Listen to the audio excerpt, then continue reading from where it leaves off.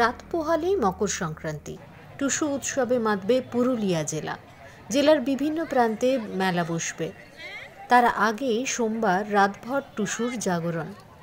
সারা দিন জেলা জুড়ে ভাসতে থাকে মাটির গন্ধ মাখা টুসু গানের সুর।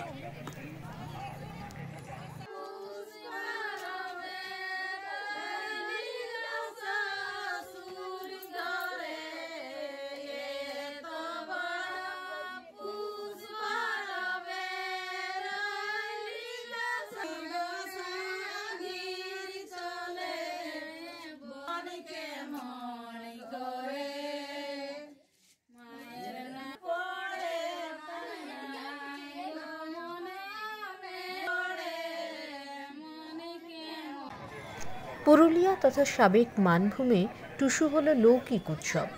প্রচলিত বিশ্বাস আর শস্য কাটার আনন্দ উৎসবের সমন্বিত রূপ এই টুসু উৎসব। অগ্রহায়ণ মাসের শেষ দিনে এই লোক উৎসবের সূচনা হয়, শেষ হয় পৌষ সংক্রান্তিতে।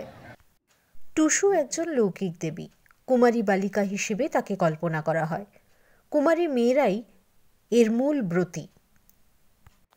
মাটির মূর্তি বা রঙিন কাগজের চৌদল দেবীর প্রতীক রূপে স্থাপন করা হয়।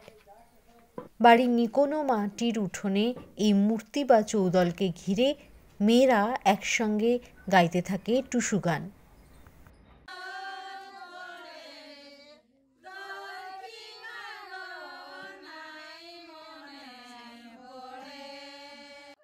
টুসু উৎসবের মূল আকর্ষণই হল টুসু গান।